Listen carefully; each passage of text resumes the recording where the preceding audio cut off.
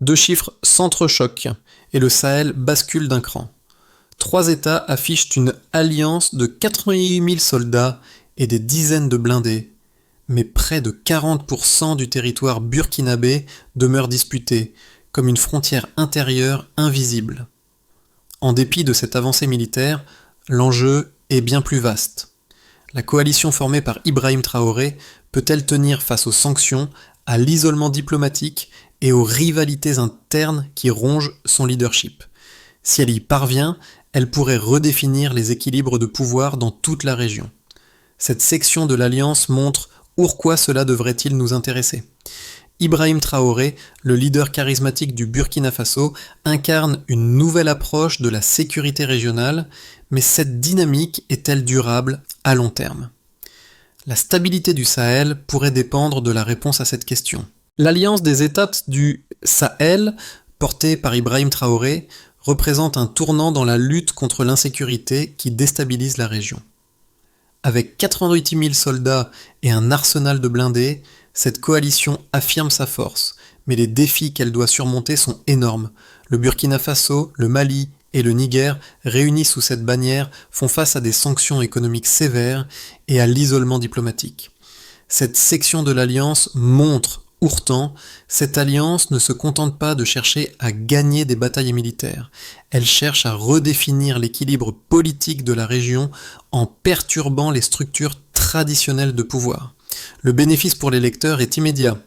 Comprendre si cette alliance peut réellement transformer la sécurité et la politique au Sahel, ou si elle est condamnée à échouer sous la pression des tensions internes et externes. Les enjeux ne se limitent pas à la simple victoire militaire.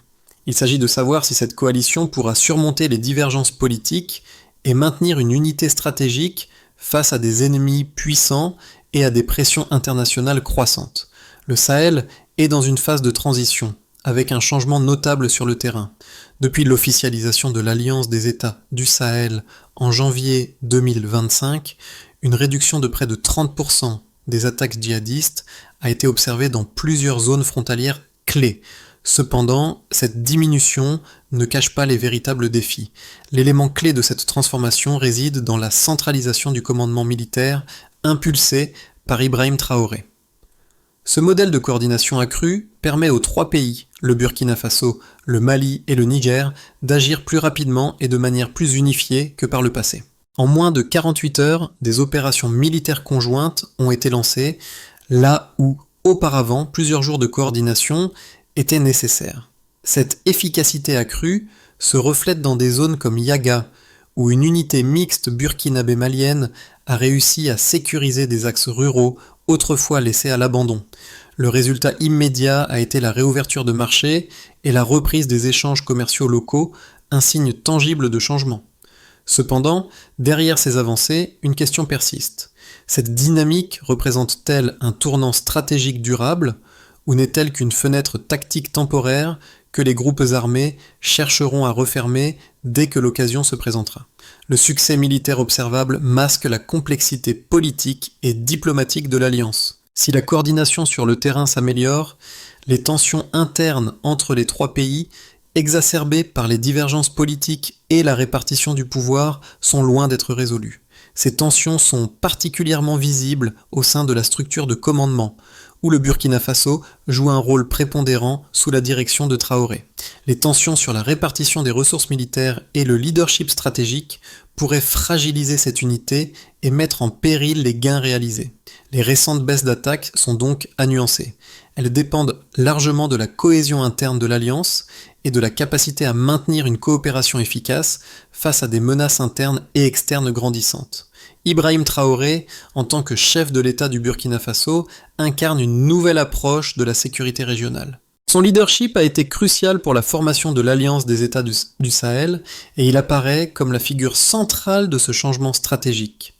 Sous sa direction, une vision pragmatique a émergé, axée sur l'unité opérationnelle et la rapidité de réaction face aux menaces croissantes. Ce modèle de centralisation du commandement a permis des actions militaires plus coordonnées, et la réactivité accrue a déjà montré des résultats concrets, comme la réduction des attaques djihadistes dans certaines zones frontalières. Mais Traoré ne se contente pas de renforcer la dimension militaire de cette alliance. Il cherche également à remodeler le paysage politique de la région. Son défi est de maintenir une unité au sein de cette coalition fragile qui comprend des partenaires aux intérêts et priorités variés. La récente réouverture de marchés et le retour timide des populations déplacées témoignent des effets immédiats de cette nouvelle stratégie.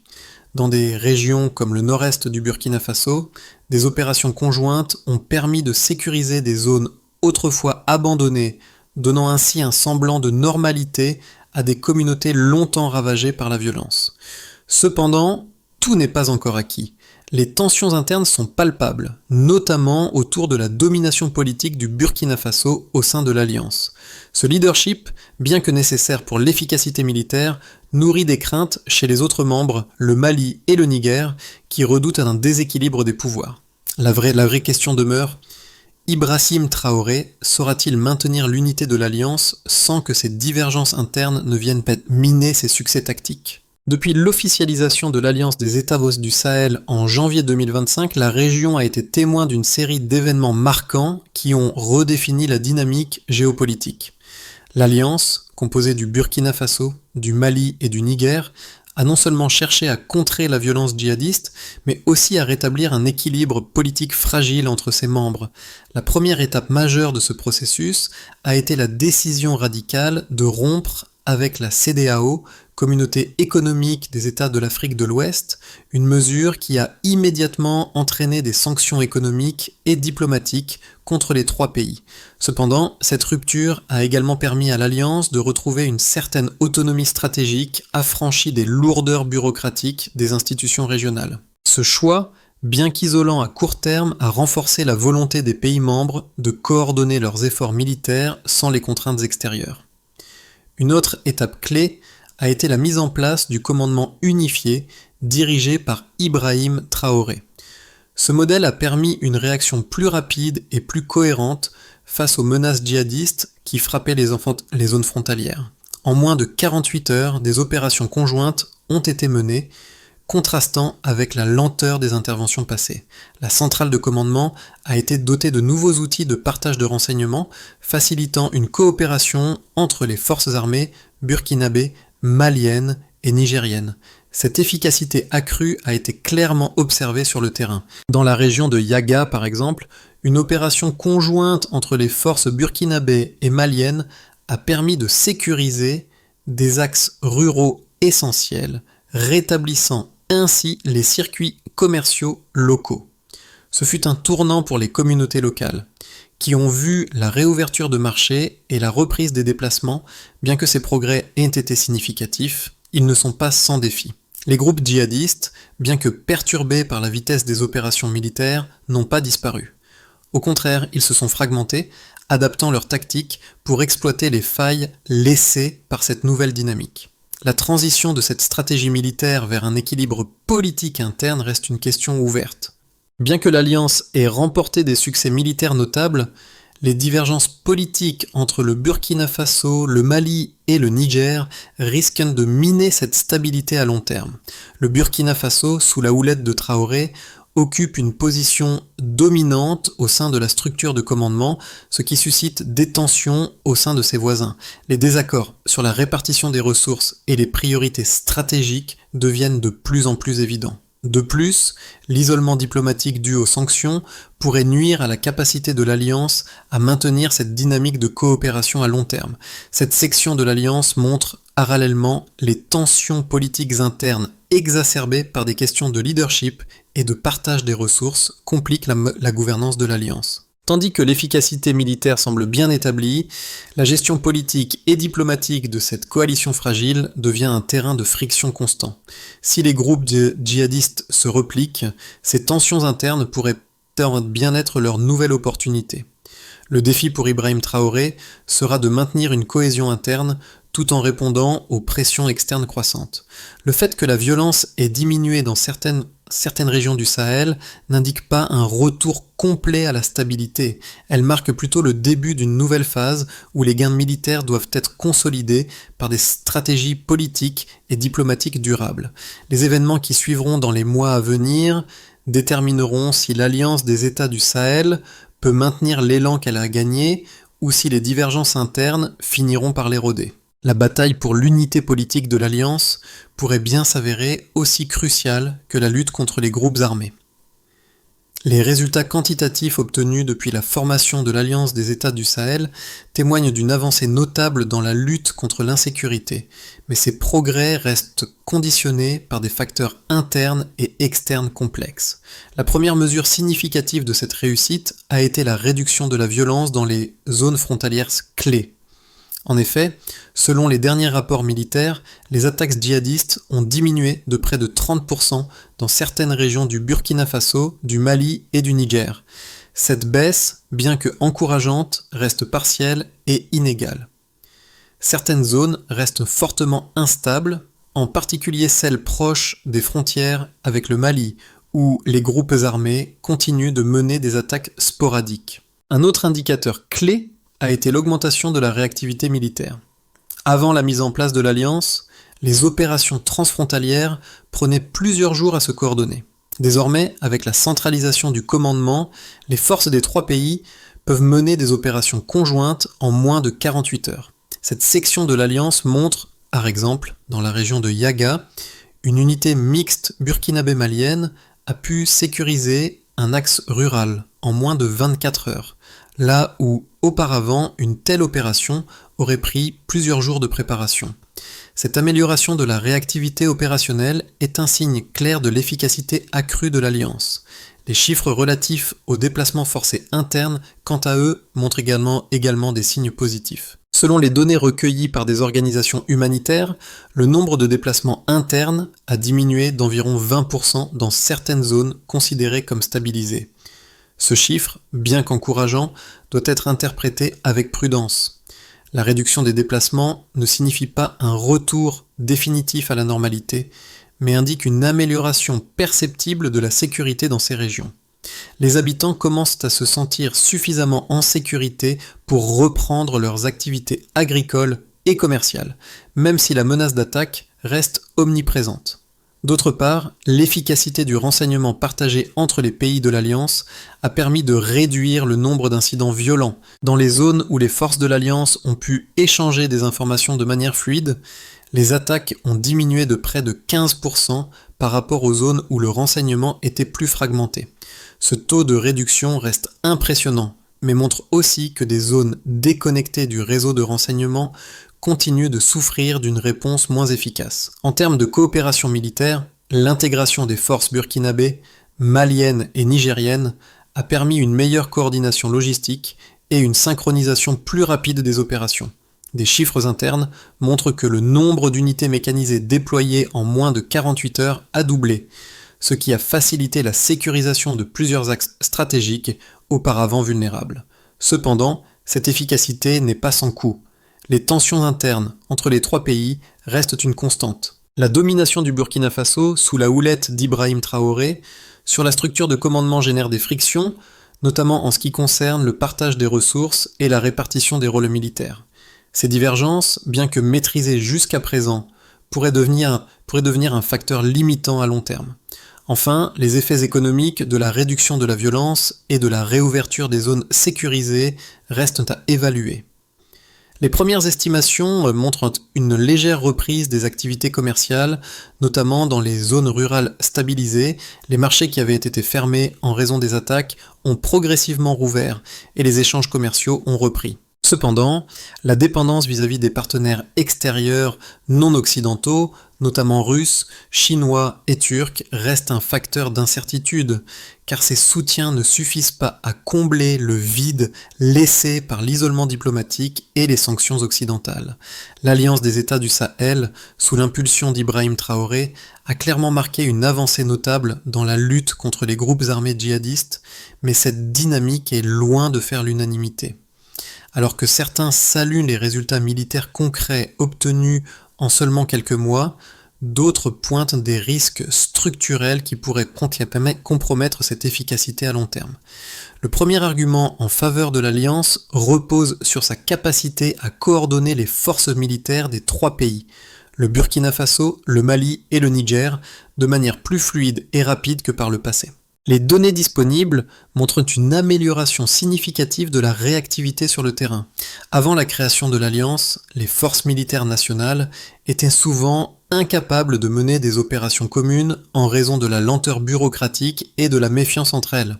Aujourd'hui, grâce à une centralisation du commandement et à une meilleure coopération en matière de renseignement, les opérations transfrontalières se font en moins de 48 heures, un résultat significatif qui a permis de perturber les réseaux djihadistes opérant dans les zones frontalières. Cependant, ce modèle présente des limites.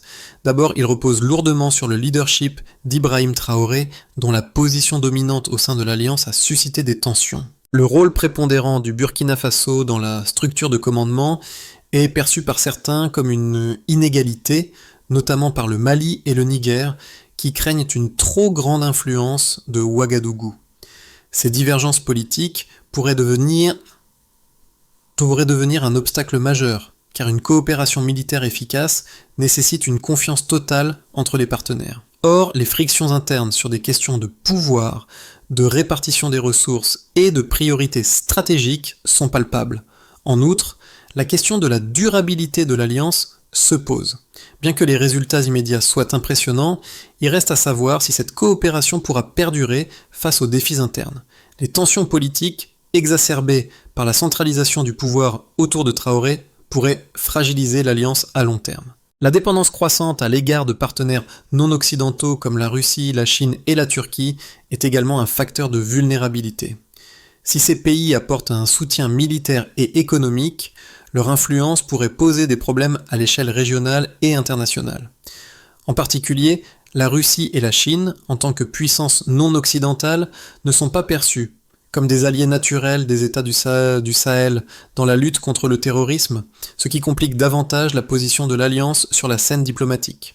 En fin de compte, bien que l'Alliance ait démontré une efficacité militaire remarquable, elle reste fragile. Si l'unité interne n'est pas consolidée et que la stratégie politique et diplomatique ne suit pas, l'Alliance risque de se fragmenter. Le défi pour Ibrahim Traoré sera de maintenir l'équilibre entre l'efficacité militaire et la gestion des tensions politiques internes, tout en répondant aux pressions géopolitiques externes. Les premières réussites de l'Alliance des États du Sahel, bien que significatives, ont révélé une vérité incontestable. Les gains militaires sont à la fois prometteurs et fragiles. En 6 mois, les forces des 3 pays ont pu sécuriser plusieurs zones clés et réduire de 30% les attaques djihadistes. Cependant, cette dynamique est loin d'être stable. Une vérité frappante émerge maintenant. L'efficacité militaire ne garantit pas une victoire à long terme. Le véritable test de l'Alliance ne réside pas uniquement dans ses capacités à mener des opérations rapides, mais dans sa capacité à maintenir une cohésion politique face à des divergences croissantes. Les tensions internes, notamment autour de la position dominante du Burkina Faso, risquent de saboter l'unité de la coalition. À cela s'ajoute la pression géopolitique internationale.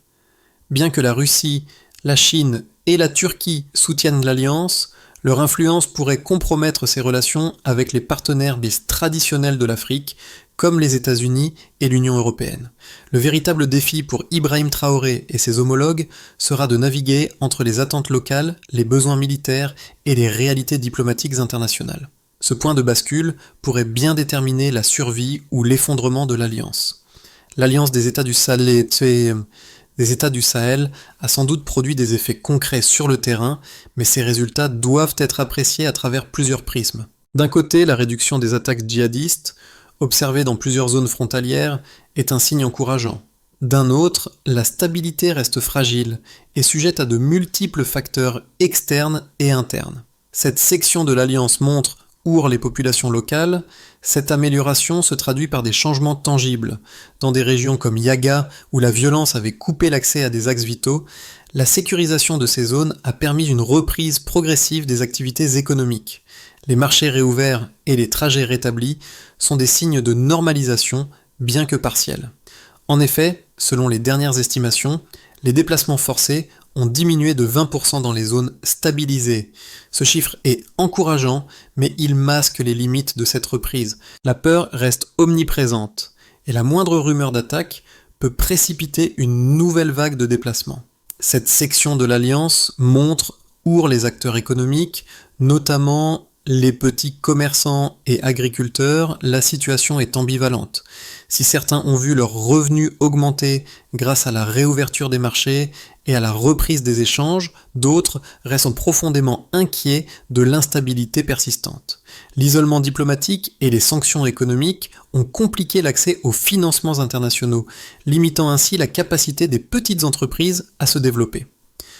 En parallèle, la dépendance croissante vis-à-vis de puissances non occidentales telles que la Russie, la Chine et la Turquie est source de préoccupation. Cette dépendance pourrait fragiliser l'économie à long terme en limitant les options disponibles pour les acteurs régionaux. Cette section de l'Alliance montre, outre les gouvernements, les effets sont plus techniques. Les gains militaires sont incontestables. Une coordination plus rapide entre les forces des trois pays a permis d'éviter certaines catastrophes. Toutefois, la gestion politique reste un terrain semé d'embûches. Le pouvoir de décision concentré autour du Burkina Faso, et plus spécifiquement autour d'Ibrahim Traoré, crée des tensions politiques. Le Mali et le Niger, bien qu'ils aient accepté la prééminence burkinabé dans la gestion des opérations, remettent en question l'équilibre des pouvoirs à long terme. Ces tensions risquent de miner la cohésion de l'Alliance, qui reste une coalition fragile, à l'instar de son leadership. En termes de sécurité, l'Alliance a également démontré sa capacité à perturber les groupes djihadistes en réduisant leurs possibilités d'implantation dans des zones clés. Cependant, ces progrès restent en fait partiels. Les groupes armés, bien qu'affaiblis, n'ont pas disparu. Leur capacité à se fragmenter et à se déplacer rapidement reste un défi majeur pour les forces de l'Alliance. La fragilité de la coordination entre les États membres pourrait également laisser des failles exploitables, et l'isolement diplomatique continu pourrait encourager des groupes armés à intensifier leurs attaques. Les défis auxquels l'Alliance fait face sont donc multiples et complexes. Les gains obtenus sur le terrain doivent être consolidés par une véritable unité politique, sans laquelle les avancées militaires risquent de rester superficielles. Le défi principal réside désormais dans la capacité à maintenir cette cohésion tout en répondant aux pressions extérieures et internes. Si l'Alliance ne parvient pas à surmonter ces obstacles, les avancées réalisées pourraient se transformer en gains éphémères. Le chemin vers une stabilité durable semble encore semé d'embûches.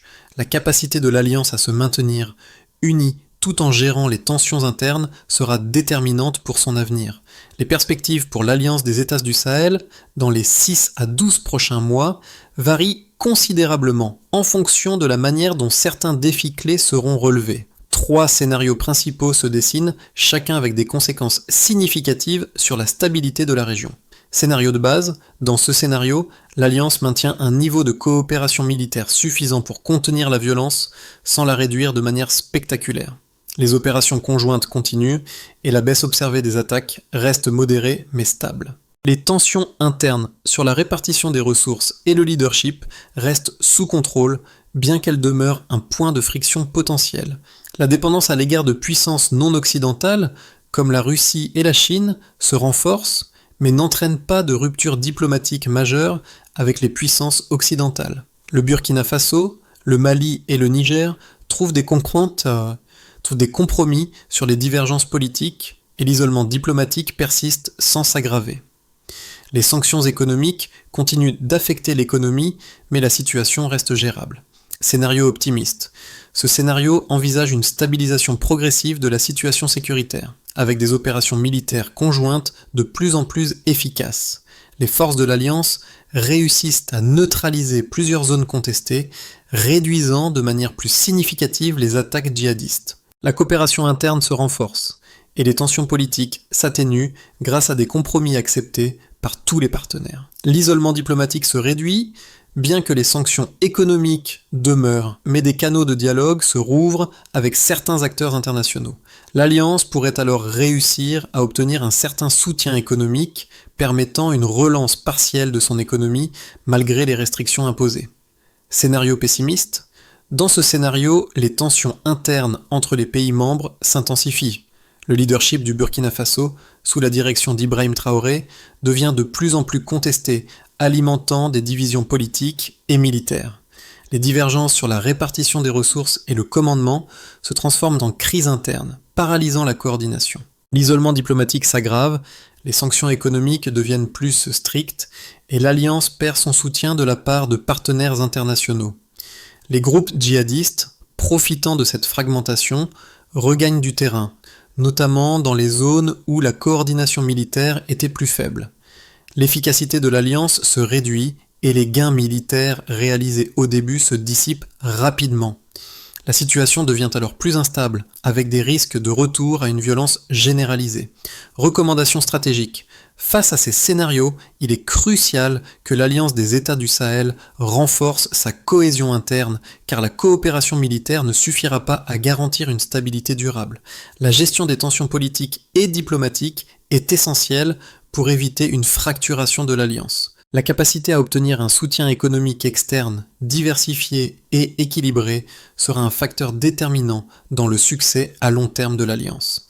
Les effets immédiats de l'Alliance des États du Sahel ne se limitent pas à des indicateurs militaires ou diplomatiques. Ce qui touche le plus directement les populations locales, ce sont les changements tangibles dans leur vie quotidienne. Cette section de l'Alliance montre, pour ceux qui vivent dans les zones stabilisées, la baisse des attaques djihadistes a permis la réouverture de marchés et la reprise de certains services essentiels. Ces améliorations, bien que modestes, offrent une forme de répit après des années de violence et d'incertitude. Cependant, ce répit reste fragile.